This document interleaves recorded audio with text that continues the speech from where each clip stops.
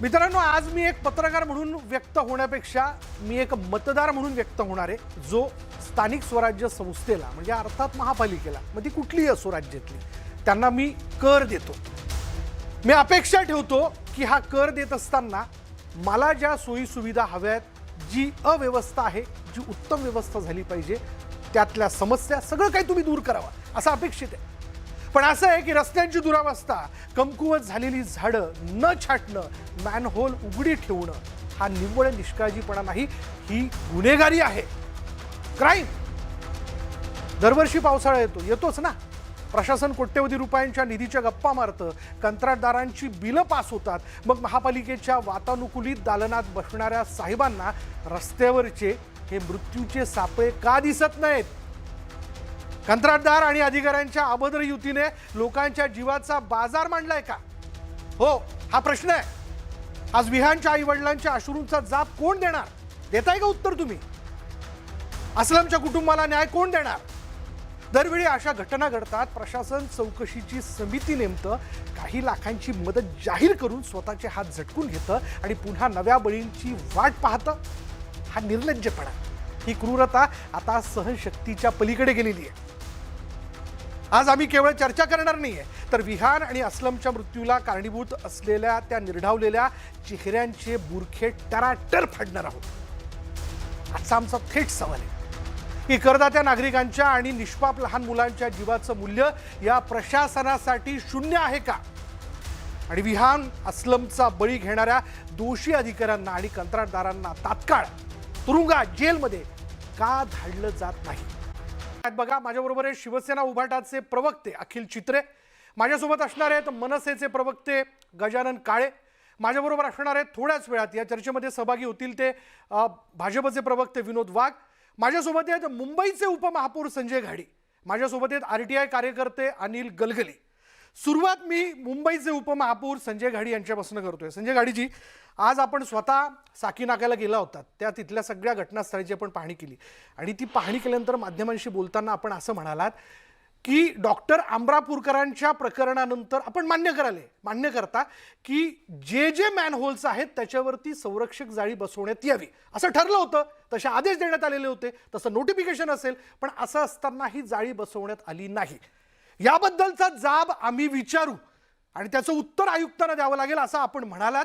पण मग आम्ही आपल्याला कशासाठी बसवलंय, कशाला निवडून दिलंय? 100% आपण बरोबर बोलताय. मी 15 जून 2026 रोजी आयुक्त अश्विनी भिडे यांना स्वतः पत्र दिलं आणि या बाबतीमध्ये पुरावे देखील दिले की हे जे मॅनहोल्सला संरक्षण झाड्या लावायचं जे कॉन्ट्रॅक्ट आहे हे प्रशासकीय कालावधीमध्ये 2 वर्षापूर्वी दिलं होतं, ते संपलेला आहे त्याचा कालावधी. आणि म्हटलं आयुक्त मॅडम, आपण आपल्या माध्यमातून प्रशासकीय अधिकाऱ्यांना सांगून तपासणी करा की मुंबई शहरामध्ये किती मॅनहोल्स आहेत, त्याच्यामध्ये किती संरक्षक जाळ्या लावलेल्या आहेत आणि कुठे नाही आहेत तिथे आपण लावाव्यात, अशा प्रकारचं लेखी पत्र दिलं. आणि या पत्राची दखल साधी आयुक्तांनी घेतली नाही आणि म्हणून आजची जी घटना घडली त्याला जबाबदार श्रीमती अश्विनी भिडे मॅडम आहेत असं मी जाहीर आपल्या माध्यमातून बोललो. आणि प्रत्यक्ष भेटून तुम्ही तर सत्तेतल्याच लोकांनी तर आयुक्तांची निवड केली आहे ना, नियुक्ती केलेली आहे ना.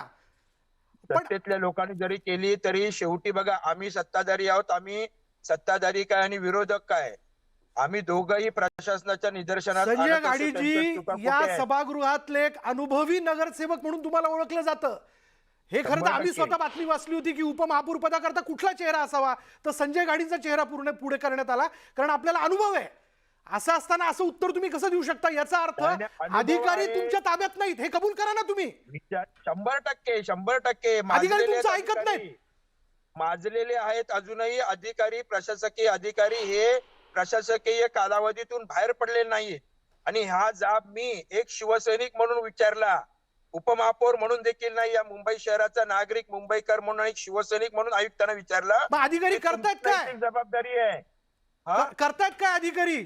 स्पेशल सेल मिळावं, बिल्डिंग प्रपोजल मिळावं, चांगले वॉर्ड मिळावे म्हणून काय बदल्यांसाठी लॉबिंग करतायत का? त्यापुरताच अधिकारी आहेत. 100% विलाजी, आपण जे आरोप करताय हा प्रत्येक मुंबईकरांचा आरोप आहे आणि माझाही आहे. मी जरी उपमहापौर असलो तरी मला या मुंबईकरांच्या जीवाशी खेळण्याचा अधिकार नाही दिला आणि त्यांची काळजी आहे मला ही. आणि हे काम आयुक्तांचं होतं. आयुक्तांना 15 दिवस अगोदर ती मी पत्र दिल्याच्या नंतर त्यांनी का त्याच्यावरती कारवाई केली नाही हा जाब मी त्यांना जाऊन स्वतः विचारला. संजय आणि त्यांना गाडीजी, म्हटलं, मग आपण आणि महापौर काय करत होतात? दौऱ्याला माझ्या सोबत दौरा करत असताना आम्हाला सोबत घेतलं नाही, विश्वासात घेतलं नाही, ही भांडणं तुम्ही करत बसलात का? विशालजी मेन होल जाऊन उघडण्याचं काम महापौर आणि उपमहापौर करत नाही, ती अधिकारी करतात. हे आपल्यालाही माहिती असायला पाऊस पाहिजे. उशिरा झाला ना, आपणही ज्येष्ठ- पाऊस उशिरा झाला ना संजय गाडीजी. पाऊस, तुम्हाला वेळ मिळाला होता ना कामं पूर्ण करण्यासाठी. 100% आम्हाला काम मिळालं म्हणजे आम्ही प्रशासनाच्या माध्यमातूनही करून घेत असतो आणि आम्ही प्रशासनाच्या अधिकाऱ्यांच्या निदर्शनास आणतो. हे निदर्शनास आणून दिल्याच्या नंतरही जर प्रशासनाचे अधिकारी करत नसतील तर त्याला दोषी प्रशासकीय अधिकारी आहेत साहेब. तुम्हाला राग प्रत्येक येत नाही या नगरसेवक- गोष्टीचा?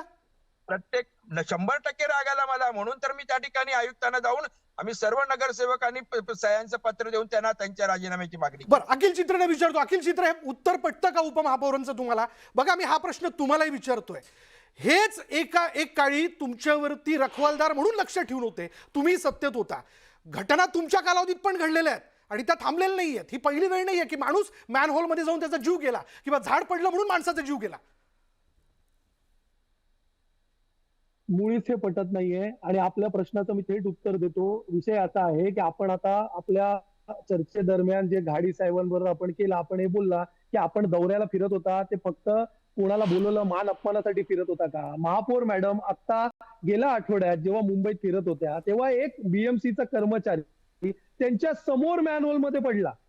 त्याच्यानंतर देखील त्यांनी मीडियाला बाईट देताना काय सांगितलं की पाऊस पडतोय, पावसाचा आनंद घ्या, मुंबईकरांनी पावसाचा आनंद घ्या.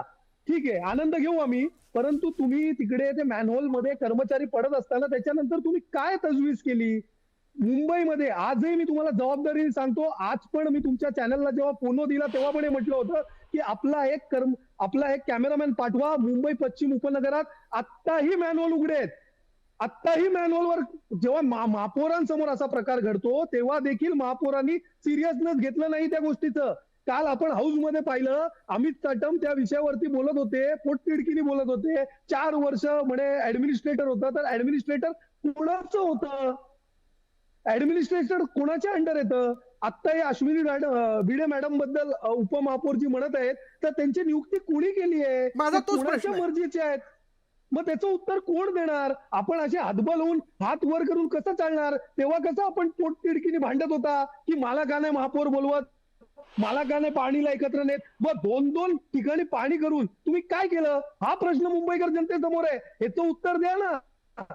जर चांगलं झालं असतं ना सगळं जर साफसफाई चांगली झाली असती, सगळीकडे सगळं नीट झालं असतं, तर ह्यांनी मात्र प्रशासनाला नाही दिलं असतं.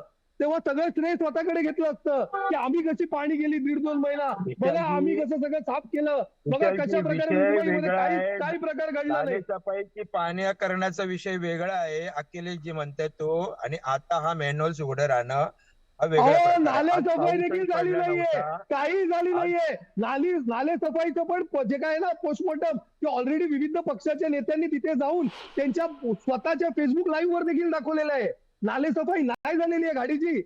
आपण असं आपल्या कर्तव्यापासून लांब जाऊन चालणार नाही. मला मान्य आहे की भाजप तुम्हाला एवढं काय घेत नाही सोबत, भाजप तुमचं ऐकत नाही, भाजपने नेमलेलं प्रशासन तुमचं ऐकत नाही, पण ह्याच्यासाठी तुम्ही मुंबईकर जनतेला का वेठीस धरताय? बरं, या चर्चेमध्ये मी आता विनोद वाघ यांना देखील सहभागी करून घेतोय. विनोद वाघजी, जेव्हा प्रशासक नव्हता त्यापूर्वीच्या सत्तेत असताना, म्हणजे त्यापूर्वी खरं आपल्यालाही बहुमत मिळालेलं होतं, तेव्हा मात्र अगदी मोठी शेकी मिरवत तुम्ही रखवालदारची भूमिका घेतली. आज तुम्ही सत्तेत आहात. आज सत्तेत आल्यानंतर सर्वसामान्य माणसाची तुम्हाला काही पडलं नाहीये का?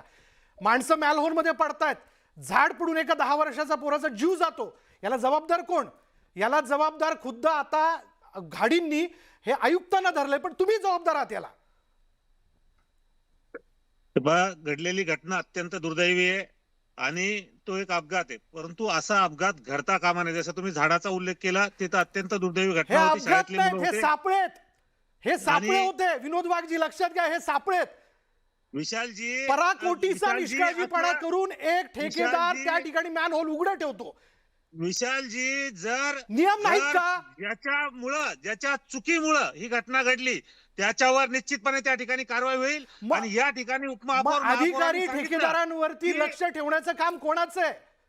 हो, आतापर्यंत तुम्ही जे म्हणतात ही सगळी घाणच साफ करणं चालू आहे. आतापर्यंत जे ठेकेदार पोहोचले, जे पावसाळा ठेकेदारांना उशिरा त्यांनी आला, लाडावून ठेवलं, ते पाऊस सगळं- उशिरा आला, सगळं- तुम्हाला सगळं वेळ स्वच्छता होता, अभियानाच्या ठिकाणी मी राबवतोय. वेळ आणि होता. दुसरी गोष्ट, चेंबूरच्या घटनेमध्ये बिल्डिंगच्या माणसाने तक्रार दिलेली होती, झाड वाकलंय, ते केव्हाही पडू शकतं. अधिकाऱ्यांनी लक्ष दिलं नाही. अधिकाऱ्यांकडनं काम करून घेण्याची जबाबदारी कोणाची?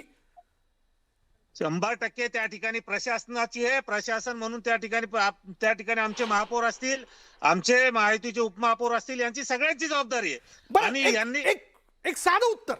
जी कामं पावसाळ्याच्या अगोदर करायला पाहिजे होती, झाडं कापण्याची किंवा झाडाच्या ज्या काही वाढीव फांद्या त्या कापण्याची, ती आत्ता पावसाळ्यात का केली जातात?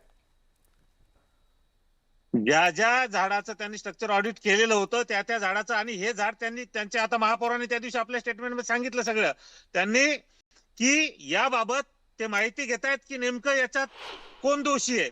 जर त्याची तक्रार आली होती तर त्या तक्रारीवर कारवाई का नाही झाली, आणि त्याच वेळेस त्या तक्रारीची दखल का नाही घेतली, अशा पद्धतीचं त्यांनी त्या ठिकाणी त्यांचं विधान त्या ठिकाणी केलेलं आहे. आणि मी सांगितलं ना की घडलेली घटना अत्यंत दुर्दैवी आहे. अशी घटना घडता कामा नये. शेवटी या विषयात राजकारण न करता अशी घटना पुढे घडू नये. मी राजकारण यासाठीच आपण आणतच सगळ्यांनी नाही. प्रयत्न केला पाहिजे. विनोदजी, माझं असं ही म्हणणं आहे, तक्रार जुनी होती. अशा अनेक तक्रारी महापालिकेच्या दप्तरी आहेत, वॉर्डमध्ये आहेत, अधिकाऱ्यांकडे, पण अधिकारी लक्ष देत नाहीत. हे वास्तव आहे. मी अनिल गलगलींना विचारतो, आरटीआय कार्यकर्ते हो, म्हणून आता- या मी ते संदर्भातली, सांगतो, नाही, आता- अनिल गलगलींना आता विचारतो ना. संजय आपण साहेबांनी तेच सांगितलं. आपण हा सूर्य हा जयदरित करूया. अनिल गलगली, तुमच्याकडे काय आकडेवारी हो? हा निर्ढावलेपणा अधिकाऱ्यांमध्ये कुठून येतो? तक्रारी येतात, लक्ष दिलं जात नाही, कारवाई होत नाही.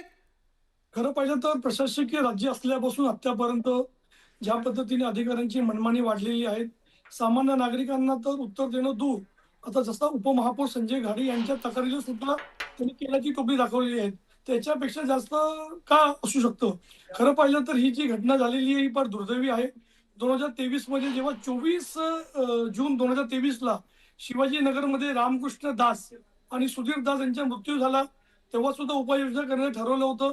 2024 मध्ये 8 ऑगस्ट 2024ला शिंपोलीमध्ये सुनील वाकोड्याचा मृत्यू झाला. हे मी तुम्हाला मागील 2-3 वर्षांची आकडेवारी सांगत आहे. खरं पाहिलं तर हे मेनहॉल असतात, याची नीटपणे साफसफाई होत नाही. आणि खरं पाहिलं तर प्रत्येक वॉर्ड लेवलला जो मेंटेनन्स विभाग असतो, त्यांचा ड्रेनेज विभाग असतो, त्याचे काम आहे. जेव्हा सामान्य नागरिक तक्रारी करतात तर सामान्य नागरिकांच्या तक्रारीला केल्याची टोपली दाखवली जाते. प्रत्येक वेळी नगरसेवकांकडे जावा, त्यांच्याकडे तक्रार करा, हे जे एक प्रकारचं जे एक स्टँडर्ड उत्तर सुरू आहे, त्यामुळे एक नागरिक सुद्धा कुठेतरी यासाठी पुढे येत नाहीत. आणि या बाबतीमध्ये आपण पाहिलं की हे मेनहॉल उघडे होते, तिथे ती जाळी लावली नाही, तर यासाठी त्या संबंधित अधिकाऱ्यांना निलंबित करून चालणार नाही. खरं पाहिलं त्याची चौकशी करावी. मी तुम्हाला एक सांगतोय तुमच्या माध्यमातून, 2023-24ला सुद्धा अशीच इन्क्वायरी झाली. चौकशीचं पुढे काय झालं, त्याचा अहवाल कुठे आहे, काय कारवाई केली, याची कुठलीही माहिती ना महापौरांनी लोकांना दिली, ना नगरसेवकांनी दिली, ना स्वतः आयुक्त देत आहेत. खरं पाहिलं तर तुम्ही हे नागरिकांना ऍज ए तिकीट घेण्याची जी पद्धत सुरू आहे, त्यामुळे मुंबईमध्ये जे नागरिक तक्रारी करतात त्या तक्रारीला उत्तर देत नाहीत. आणि आता स्वतः नगरसेवक सुद्धा आता हतप्रभ झालेले आहेत. तुम्ही सभागृहाचं कामकाज पाहिलं तर तिथे ज्या पद्धतीने नगरसेवक आपली बाजू मांडतात, म्हणजे कुठेतरी नागरिकांना तर उत्तर देत नाहीत, नगरसेवकांना सुद्धा किंमत दिली जात नाही. त्यामुळे संपूर्ण हे प्रशासन आहे, म्हणजे इव्हन महापौर उपमहापौर सुद्धा का? निश्चितपणे. कारण परवा महापौरांच्या समोर तो मुकादम पडला, तर काय केलं पुढे तुम्ही? किती तुम्ही याची चौकशी केली? स्वतः मुकादम महापौरांच्या व्हिजिटच्या दौरान तो त्या ड्रेनेजमध्ये पडला. तर कुठेतरी या बाबतीमध्ये प्रशासनाने सुद्धा काळजी घेणं आवश्यक आहे. बिलकुल. अखिल, येतो मी अखिल आपल्याकडे. गजानन काळेंना मला चर्चेत सहभागी करून घ्यायचं आहे. गजानन काळेजी, आजचा दिवस बघा, दुर्दैव म्हणावा लागेल. आज तुम्ही देखील नवी मुंबईत म्हणजे निश्चय केला आणि नंबर पाहिला असं म्हणणाऱ्या, दुसरं शहर म्हणवल्या जाणाऱ्या नवी मुंबईत आपण म्हणजे एक गर्भवती महिला, बाळासकट तिचा जीव जातो. दुसरी गर्भवती महिला जी आता सिरियस आहे, व्हेंटिलेटरवर आहे, त्या विषयाला घेऊन आज आपण आंदोलन केलं. बघा ना, चुकीची लस देणं, शिवाय 2 मुली त्यांना शॉक लागून त्या पाण्यामध्ये तरंगताना दिसतात काय, त्यांच्यावरती ते उपचार सुरू आहे. जबाबदार कोण? विशालजी, मी मुद्द्याला हात घालायच्या अगोदर 1979ला मधु दंडवते रेल्वे मंत्री होते आणि अपघात झाला रेल्वेचा आणि त्यांनी तात्काळ आपल्या पदाचा राजीनामा दिला होता. बर. लाल बहादूर शास्त्री असतील. एकाच बाजूला देशात आणि राज्यात अत्यंत संवेदनशील राजकारणाची परंपरा या देशाला आणि महाराष्ट्राला लाभलेली आहे आणि अशाच वेळी ज्यावेळी आपल्या अंगावर येतं त्यावेळी प्रशासनावर ढकलून या नवी मुंबई असतील, मुंबई असेल, त्याचे महापौर, उपमहापौर कशा पद्धतीने आपली कातडी बचाव भूमिका घेतात हे आज सगळा महाराष्ट्र बघतोय. सगळी शहरं, नुसतं नवी मुंबई, मुंबई नाही, सगळी शहरं आणि त्या सगळ्या शहरांमधली आरोग्य व्यवस्था असेल, स्थापत्य विभाग असेल, सगळं व्हेंटिलेटरवर आहे. राजसाहेबांनी सातत्याने सांगितलं डीपी प्लॅन त्या शहरांचा असतो, पण कुठलंही टाउन प्लॅनिंग या शहरांचं होताना दिसत नाही. मग ते मॅनहोलचा विषय असेल किंवा विद्युत विभागाच्या माध्यमातून ज्या वायरी त्याला ते सगळं कव्हर करायला हवं ते होत नाहीये, नाले सफाई होत नाहीये. आरोग्य व्यवस्था इतक्या व्हेंटिलेटरवर गेलेली आहे की 2-2, 3-3 महिला आणि त्यांच्या पोटातलं बाळ आपण जीव घेतलाय त्याचा. या सगळ्या महानगरपालिकेतले अधिकारी, महापौर, उपमहापौर हे आता खुनी झालेले आहेत, हत्यारे झालेले आहेत, कसाई झालेले आहेत. त्यांना मॅन्युअलमध्ये पडो, झाड पडून एखादं लहान मूल मरो, अत्यंत संवेदना बोथट झाल्यात. राजकारण्यांचा भावना शून्य राजकारणी या महाराष्ट्राला आहे आणि चौकीदारी चोर आहे. अशा पद्धतीच्या भूमिका आम्ही आज बघतोय. 2 दिवस इथले आयुक्त नवी मुंबईचे, इथले महापौर, इथे पालकमंत्री स्वतः, उपमुख्यमंत्री एकनाथ शिंदे साहेब आहेत नवी मुंबईला, इथले खासदार नरेश मस्के साहेब आहेत, इथे आम्हाला दुसरे मंत्री आदरणीय गणेश नाईक साहेब आहेत, इथे मंदा म्हात्रे आहेत. कोणीही या कुटुंबाला जाऊन भेटलेलं नाही अद्याप. मग ते 2 विद्यार्थिनीच्या महाविद्यालयात ज्यांना त्या विजेच्या धक्क्यामुळे आज फोर्टिस हॉस्पिटलला ऍडमिट करावं लागलं. आमची बहीण ती सोनम डोंगरे, तिचा मृत्यू झाला, तिचं बाळ गेलं. 3 महिन्यापूर्वी 17 मार्चला अशीच घटना नवी मुंबईत घडली आणि खांडेकर म्हणून आमची एक भगिनी आणि तिचं मूल गेलं. तरी सुद्धा 3 महिने सातत्याने तेच इंजेक्शन का दिलं जातंय? मग हे इंजेक्शनाचा साठा, औषधांचा साठा घेण्यासाठी कोण दबाव घालतंय? सत्ताधारी पक्षातले, ठाण्यातले घालतायत की नवी मुंबईतले घालतायत? बीजेपीवाले करतायत की शिंदे सेनेवाले करतायत? याचं उत्तर ना नवी मुंबईकरांना मिळतंय ना त्या आमच्या भगिनीला आणि कुटुंबाला मिळतंय. अत्यंत वाईट वाटतंय आणि खूप दुःखद आहे हे की आम्ही अशा राजकारणामध्ये आहोत. इतकं गलिच्छ झालेलं आहे, इतक्या भावनाशून्य राजकारणी बर. मी एक राज्यशास्त्राचा विद्यार्थी, मी सुद्धा कधी पाहिलेलं नाही आणि खूप वाईट वाटतंय. मनाला चटका देणारी ही गोष्ट आहे. 2 दिवस मी अस्वस्थ आहे या सगळ्या घटनेमध्ये. प्रचंड त्रास होतोय. संजय गाडीजी, इथं इंजिनियर आणि कंत्राटदाराची अभद्र युतीमध्ये सर्वसामान्य माणसाचा जीव जातोय हे समोर आहे, हे तुम्हाला समोर दिसतंय, पण काहीच बोलता येत नाही अशी तुमची परिस्थिती आहे का? बरं, तुमच्याच नेत्यांकडे नगर विकास खातं आहे, म्हणजे प्रशासकीय अधिकाऱ्यांची नियुक्तीचा विषय देखील तुमच्या नेत्यांच्या हातातला आहे. असं असतानाही तुम्ही कसं म्हणू शकता की या सगळ्या गोष्टीला आयुक्त जबाबदार आहेत, तुम्ही काही करू शकत नाही? नाही, बघा कसं ते आम्ही महापौर, आम्ही सत्तारूढ पक्षातले असो, विरोधी पक्षातले नगरसेवक सभागृहामध्ये पोटतिडकीने या विषयांवरती बोलत असतात आणि लोकप्रतिनिधींचं काम आहे की प्रशासनाच्या निदर्शनास गोष्टी आणून देणे. बरं, अनिल आणि गडकरींनी जे त्यांच्या म्हटलं, गोष्टी करून घेणे. अनिल गडकरींनी जे म्हटलं की नगरसेवक सभागृहात आपलं म्हणणं मांडतात पण त्यांना अधिकारी जुमानत नाही.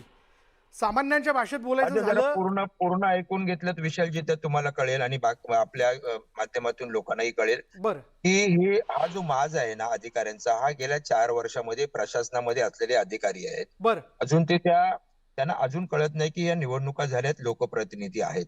साधी गोष्ट आहे, हे मॅनहोल्स जे आहेत या पावसाळ्यापूर्वी सर्वात महत्वाची भूमिका आहे. आपल्याला डॉक्टर अमरापूरकरांचा विषय आपल्याला सर्वांना माहिती आहे. बरोबर. त्याच्यानंतर आपण सतर्क झालेलो आहोत आणि उपमहापौर म्हणून मी 15 दिवस अगोदर ती पत्र देतोय. त्याच्यावरती आयुक्तांनी त्वरित काम करायला पाहिजे होतं आणि म्हणून ह्याला जबाबदार आयुक्त पण आहेत.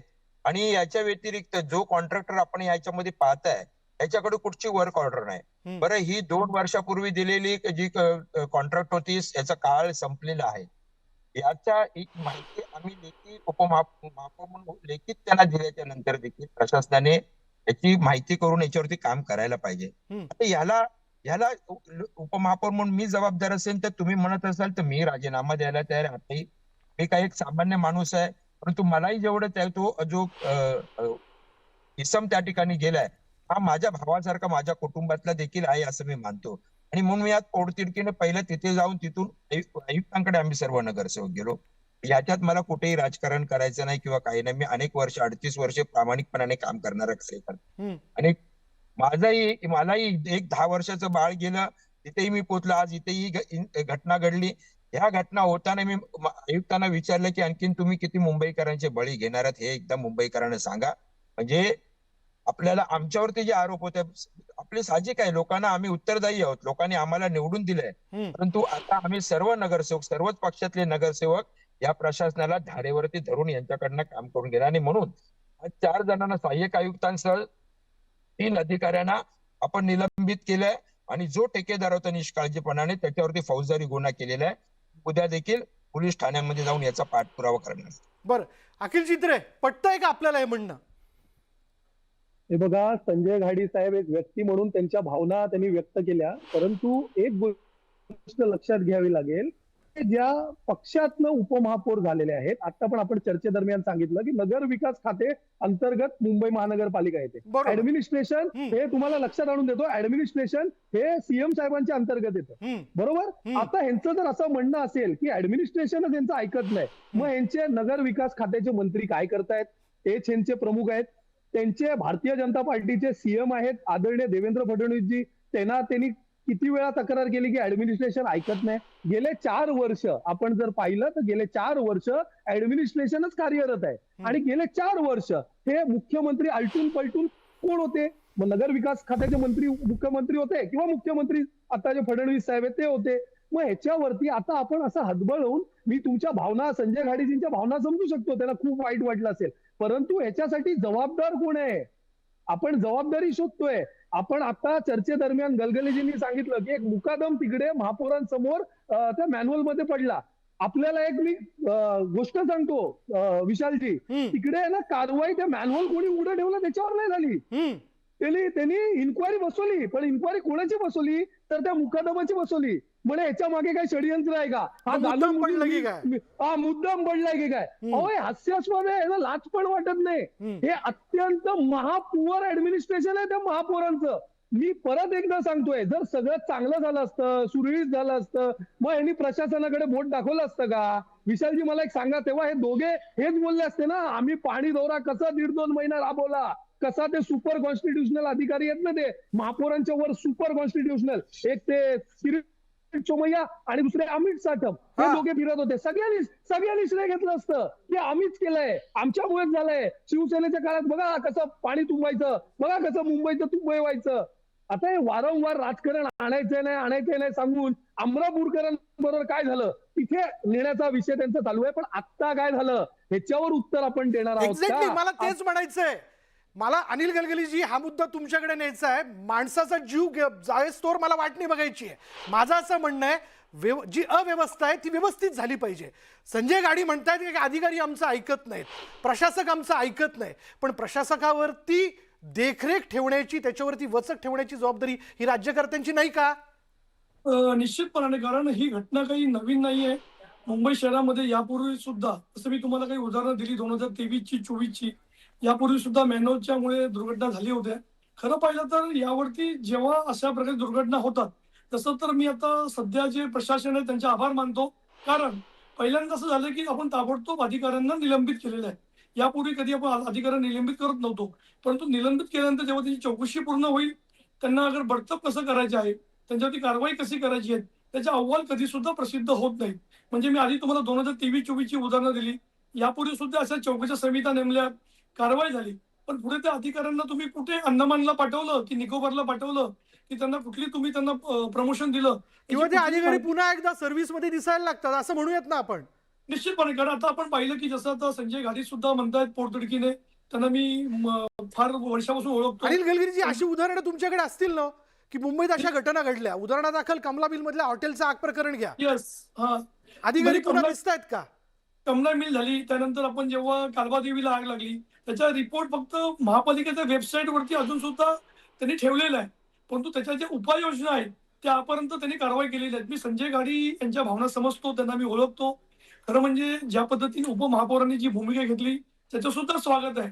कारण पहिल्यांदा अशा काही अधिकाऱ्यांना तुम्ही निलंबित केलेले आहेत. पण माझं असं म्हणणं आहे संजय गाडी यांना आपल्या माध्यमातून महापौरांना, की आपण आधी जेव्हा 10 वर्षामध्ये जेवढ्या ज्या घटना घडल्यात त्याच्याचा रिव्ह्यू घ्यावा. कोणावरती किती कारवाई झाली, कुठला अधिकारी कुठे आहे. कारण कुठेतरी अधिकाऱ्यांना वाचवण्याचं काम हे अधिकारी वर्ग करतात. नगरसेवक, आमदार आणि खासदार हे या प्रकरणामध्ये आपली म्हणजे बाजू मांडतात. परंतु पण हे प्रशासन हे हे वाचवण्या पाठीमागचं गणित काय अनिल गलगलीजी? खरं पाहिलं तर आता जसं त्यांनी म्हटलं, की जेव्हा प्रशासक राज्य होतं तेव्हा प्रमोशनसाठी लोक शिफारस करायचे. दुर्दैवाने सर्व पक्षाचे लोक हा म्हणजे हमाम में सब नंगे आहे. हा तर आपण पाहिलं की पालिकेमध्ये आणि पोलीस प्रशासनामध्ये हजारो लेटर्स हे आमदार खासदारांनी ह्या व्यक्तीला ह्या पदावरती ठेवावं, या व्यक्तीचं इथे प्रमोशन करावं. म्हणजे आणि आपण संजय गाडी यांनी उद्या अगर माहिती मागवली, आम्ही तर मागूच, परंतु तुम्ही एक उपमहापौर म्हणून मागवलं तर तुम्हाला 1000 ते 1500 अधिकाऱ्यांना घरी बसवावे लागेल. कारण महापालिकेचे नियम जो सांगतात की प्रमोशनसाठी, बदलीसाठी आपण शिफारस आणू नयेत. पण दुर्दैवाने ज्या पद्धतीने सुरू आहेत, खरं पाहिलं तर ह्या अधिकाऱ्यांची फक्त निलंबन करून चालणार नाही. याची चौकशी करावी, ती सुद्धा 15 ते 20 दिवसामध्ये त्या अधिकाऱ्यांना बडतप करावं, घरी बसवावं. तर असं झालं तर निश्चितपणाने पुढे भविष्यामध्ये कोणीही व्यक्ती मॅनहोल उघडा असल्यामुळे पडून मरणार नाही. बरं, विनोद विनोद वाघजी, ही ही हे धाडस तुम्ही दाखवणार का? गेल्या 4-5 वर्षात मुंबईमध्ये ज्या घटना घडल्या, मग त्या पावसाळ्यात घडल्या असतील, त्या आग प्रकरणातल्या असतील, ज्यात अधिकारी सस्पेंड झाले, ज्यांना पुन्हा एकदा मी सांगतो तुम्हाला दाब्यासकट चांगल्या ठिकाणी पोस्टिंग मिळाली. म्हणजे मग बिल्डिंग प्रपोजल असेल, वॉर्ड असतील, बिल्डिंग अँड फॅक्टरी असेल, मग त्यामध्ये बाजारपेठ वॉर्ड असेल, जे मागून घेतात, ज्याच्यामध्ये खरं तर मोठं नेटवर्किंग केलं जातं, त्यांच्यावरती कारवाई करणार का आपण? हे धाडस दाखवणार का आपलं सरकार? 100% विशालजी, या ठिकाणी जसं आता सन्माननीय उपमहापौर संजयजी गाडी यांनी ज्या पद्धतीने सांगितलं की ज्या पद्धतीने काही अधिकारी मुजुरी करत असतील, काही कॉन्ट्रॅक्टर जर त्या ठिकाणी हलगर्जीपणा करत असेल, तर त्या लोकांवर या ठिकाणी कारवाई झाल्याशिवाय राहणार नाही. 100% त्यांच्यावर कारवाई होईल आणि कुणी अहो, संजय त्यांची गाडीच लाड या ठिकाणी म्हणताय. करणार नाही, कुणी त्यांना खपून घेणार नाही. विनोदजी, संजय गाडीच आता म्हणतात आमचं कोणी या- ऐकून घेत नाही. आम्ही सभागृहात बोलायला जातो, अधिकारी आम्हाला जुमानत नाहीत. हो, त्यांनी मग जे काय अधिकाराच्या करायचं? बाबतीत त्यांनी सांगितलं, ज्या अधिकाराच्या बाबतीत त्यांनी सांगितलं की अधिकारी ऐकत नाही, त्या सगळ्या अधिकाऱ्याची चौकशी त्या ठिकाणी लावण्यात येईल. असे कोण कोण अधिकारी आहे मी जे सांगतो उद्धटपणे वागतात, विनोदजी, त्या हे ठिकाणी बोलायला त्यांच्यावर फार सुद्धा सोपं आहे. कारवाई होईल. हे बोलायला आणि सोपं आहे. आज चर्चा कराल तुम्ही बड्या मुद्द्यामध्ये, तुम्हाला- उद्या उद्या विसरून जाल हे सगळं. विशालजी तुम्हाला दिसेल भविष्यात, आता याच्या पूर्वी सुद्धा जे जे कोणी दोषी जिथे जिथे आढळले त्या त्या ठिकाणी त्यांच्यावर कारवाई झालेली आहे. आणि आता हा आजचा विषय अत्यंत मी संवेदनशील आहे. तुम्हाला सांगतो या विषयावर विनोदजी, आपल्याला ऐका, राजकारण करायचं नाही. म्हणून मी या अनेक विषयात प्रकरणात राजकीय- सस्पेंड झालेले राजकीय बोलणार अधिकारी नाही. परंतु पुन्हा आता जे चांगल्या लोकं- पोस्टिंग वरती काम करतायत. अनेक असे अधिकारी आहेत ज्यांची पोस्टिंग बिल्डिंग प्रपोजलला झाली, पण त्यांनी शेवटपर्यंत बिल्डिंग प्रपोजल सोडलं नाही, ज्यांच्यामुळं निष्पाप लोकांचे जीव गेलेले आहेत. यांना कोण पाठीशी घालतंय? शेवटी प्रशासकाची जबाबदारी आहे ना, त्यांनी बघितलं मी पाहिजे ना, तुम्हाला सरकार तेच तुमचं आहे सांगतो ना. मी तुम्हाला सांगतो की चुकीची गोष्ट करणारे जे कुणी असतील आणि त्यांना पाठीशी घालणारे जे कुणी असतील, कुणाला सोडणार नाही, एवढं तुम्हाला प्रशासनाच्या वतीनं, शासनाच्या वतीनं या ठिकाणी ठामपणे सांगतो. याच्या पूर्वी सुद्धा दोषींवर तशा पद्धतीची कारवाई झालेली आहे. यानंतर सुद्धा तशा पद्धतीची कारवाई या ठिकाणी होईल. कारण शेवटी कुणाही व्यक्तीचा जीव जाणं म्हणजे ही अत्यंत दुर्दैवी घटना आहे. अशी घटना पुन्हा घडू नये यासाठी बघा, मला सगळ्या मतदार म्हणून एवढंच प्रशासन म्हणायचं या विनोदजी, ठिकाणी मी घराबाहेर पडताना सुरक्षित घरात गेलो पाहिजे. मी घराबाहेर पडताना काही मृत्यूचं वॉरंट घेऊन बाहेर पडलेलं नाहीये, ही माझी भावना आहे. मी चला गजानन काळेंकडे जातो. गजानन काळे, बोला. विशालजी, मला वाटतं त्याच्यासाठी तुम्हाला बहुधा हवेतच फिरावं लागेल सगळ्या शहरांमध्ये. मी एकच उदाहरण फक्त नवी मुंबईचं देतो. एक 6 महिन्यांपूर्वी नवी मुंबईमध्ये नगर रचना विभागात उत्तम अभियंते मिळावेत, त्यामुळे असलेल्या नवी मुंबई महानगरपालिकेतल्या अभियंत्यांची परीक्षा घ्यायची, असं नगर रचना विभाग आपल्या राज्य सरकारने ठरवलं. बरोबर. त्या परीक्षेमध्ये एकही इंजिनियर पास झाले नाहीत. हम्म. त्यामुळे नव्याने परत एकदा ती सगळी परीक्षा घेऊन हे सगळं प्रक्रिया करायच्या अगोदरच 3 इंजिनियर नवी मुंबईमध्ये नगर रचना विभागात त्यांना चांगली पोस्टिंग मिळाली, कुठल्या तरी सत्ताधारी नेत्याच्या सांगण्यावरून. जर अशा पद्धतीने बदल्या आणि त्याच विभागांमध्ये 2 आणि 3 वर्षाच्या वर अभियंते, कर्मचारी, अधिकारी राहायला नको, असे नियम असताना सुद्धा त्या नियमांना हरताळ फासत नुसतं फक्त क्रीम पोस्ट असलेल्याच जागेंवरती ह्या अधिकाऱ्यांच्या बदल्या होत असतील, त्याच्या मागचा भ्रष्टाचार या महाराष्ट्रात देशात लपून राहिलेला नाही. आणि त्यातूनच मग अशा घटना घडतात की आपण आपलं काम कर्तव्यात कसूर जरी केली, कुणाचे जीव जरी गेले, तरी तात्पुरतं आपलं फक्त निलंबन होतं. चौकशी समितीत आपलीच माणसं असतात. आज पहिल्यांदा नवी मुंबई महानगरपालिकेच्या आरोग्य विभागाच्या माध्यमातून जे हॉस्पिटलचे जे डीन आहेत त्यांची समिती नेमली गेली. आमच्या त्या सोनम डोगरे ज्या गेल्या, त्यांचं मूल गेलं, त्या संदर्भात पोस्टमॉर्टम जे हॉस्पिटलला झालं. नाहीतर नवी मुंबईच्याच आरोग्य विभागाचेच अधिकारी समितीत असतात. तेच आपल्या जवळच्या सहकारी मित्राला वाचवतात. समितीत दोषारोप कुठलाही सिद्ध होत नाही आणि ते 2 महिन्याचं निलंबन बाद होतं आणि तो अधिकारी कुठेतरी चांगल्या पोस्टिंगला गेलेला असतो. झाला तो म्हणजे दुधला अशा पद्धतीने जर आपल्याकडे जर होणार असेल तर लोकांचे बळी जावो किंवा न जावो, आम्ही सुधारणार नाही असंच धोरण इथले राजकारणी आणि प्रशासनाने ठरवलेलं असेल तर लोकांचे जीव जाण्यापासून आपल्याला परमेश्वर सुद्धा वाचू शकणार नाही. संजय गाडीजी, आता झालं असं असताना एक म्हण आहे की नव्या नवरीचे 9 दिवस. आता आपण सत्तेत आहोत. मतदार हे ऐकून घेणार नाही तुमच्याकडनं की आता अधिकारी आमचं ऐकत नाही, अधिकारी अजूनही प्रशासकीय व्यवस्थेतनं बाहेर पडला नाही. यांना शिस्त लावण्यासाठी काय करणार आहात आपण? त्यांना शिस्त लावण्यासाठी आम्ही लोकप्रतिनिधी म्हणून आता सर्वच पक्षाचे लोक आज सतर्क झाले. एका आठवड्यामध्ये 2 जीव गेलेले आहेत. हे काही अतिशय दुर्दैवी गोष्ट आहे.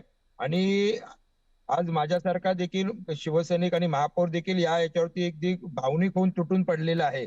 तसेच सर्व नगरसेवक या सभागृहामध्ये या प्रशासनाच्या विरोधामध्ये जाऊन प्रशासनाला चांगली कामं करण्यासाठी आम्ही या ठिकाणी कामाला लावू.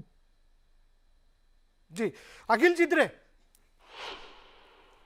माझी फक्त एक विनंती आणि एक प्रश्न आहे की ज्या प्रकारे महापौर आणि उपमहापौर पूर्ण 1.5 महिन्या आधीपासून मुंबईवर फिरत होते पाहणी दौरा करत, त्या प्रकारे आता मुंबईभर जिथे मॅनहोल उघडे आहेत ते पाहणी करायला हे फिरणार आहेत की नाही? आणि दुसरी माझी अशी विनंती आहे, जी महासत्ता आहे भारतीय जनता पक्ष आणि शिंदे गट हे एकत्र जेव्हा त्यांचे कोण नेते इकडे मुंबईत येतात तेव्हा करोडो रुपये खर्च करून रातोरात वॉर फुटिंग लेवलवरती होल्डिंग आणि बॅनरबाजी करतात. त्याच प्रकारे वॉर फुटिंग लेवलवरती हे मॅनहोलचे कव्हर्स लावून घेणार आहेत की नाही घेणार आहेत? ते अजून एक बळी जाण्यासाठी थांबणार आहेत? ह्यांच्याकडे अमाप पैसा आहे, करोडो रुपये आहे, प्रशासन काम करत नाही, त्याच्यासाठी कशाला थांबायचं?